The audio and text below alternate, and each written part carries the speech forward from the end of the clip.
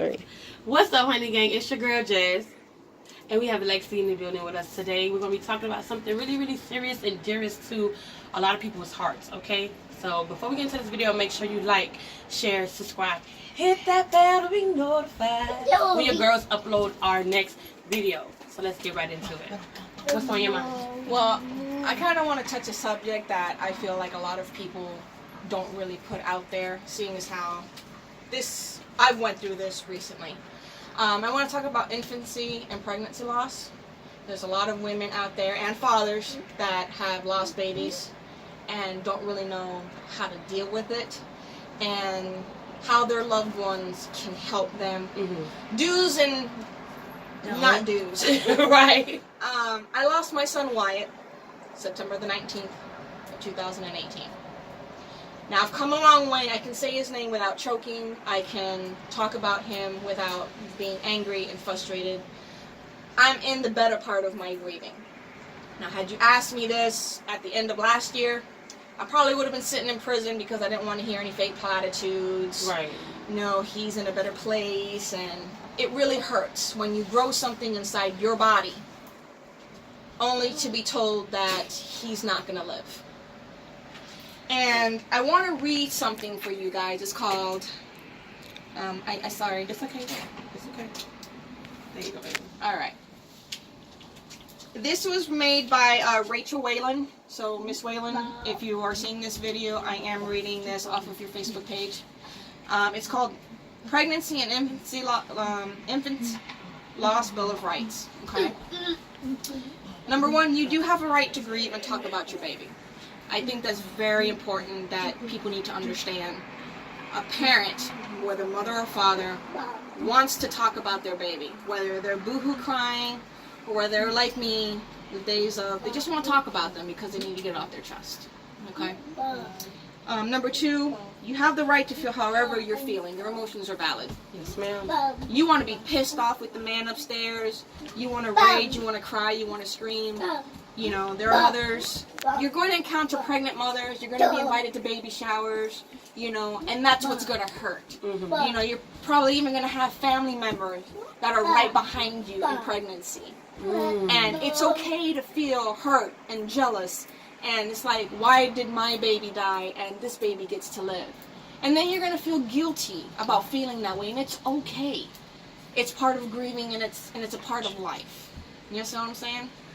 Now, this next one is you have a right to share your story or not.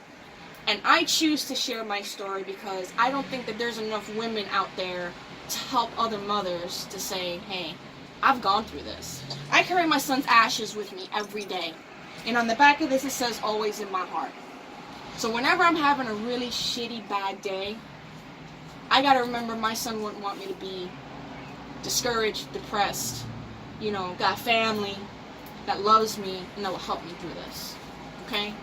And I encourage women that are going through PTSD, post-traumatic stress disorder, to get help. Talk to anybody. It does help. I promise you. Get a journal, write everything down, and if you want to burn it afterwards, that's okay too, because I've done it, and it does feel good. Number 4, you have the right to reject any platitudes, anything else that doesn't bring you any comfort. And what I mean by platitudes is, oh honey, don't worry about it, you have other children. Oh, that's so rude. Okay? That's rude as hell. Just because you have other living children, that child matters. Or, it's your first baby. You can try again. You wanted that baby. Okay? Or he's in a better place. Which we all know this, but you don't want to hear that in that moment. Right. God knows what he's doing. Yes, we know this. But again, we don't want to hear that. We just lost our angel that we grew inside our womb. The gift that God gave us, and he took it back. Right now we're asking, why? Why, Father, you give me such a gift and you take him away? Now, sometimes those whys come after, and it can be okay. Sometimes we'll never get those whys. Right. Luckily, I had one of those whys answered. But there are another whys that I'm not going to get those answers, and I'm alright. Oh, yeah. Your phone don't like me. It's a timer. That's okay. Number 5. You have the right to remember your baby, And you get to decide what that looks like. For me, I had a C-section to try to save his life, and it didn't work. I was able to hold my infant before he died.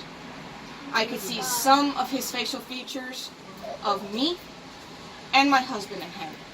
Now, most women don't even get that gift.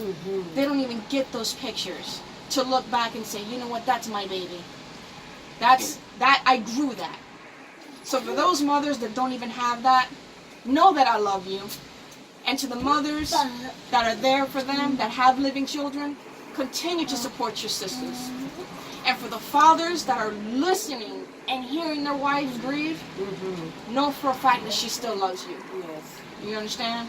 And guys, please get help too. You understand? Just because you didn't grow that baby, you helped planted that baby in that seed. You understand? Brothers, help each other out. Because it's real. The grief and the pain. You have a right to ask for help, even if you aren't sure what you need. This is why we're doing this video. If you're not sure how to go about getting help or what you need, that's okay. Even if it's the neighbor. Hey, you know what? I think there's something wrong with me and I don't know how to go about it. Like I said, journaling, art, music, running, exercise, talking, whatever it can be, do it.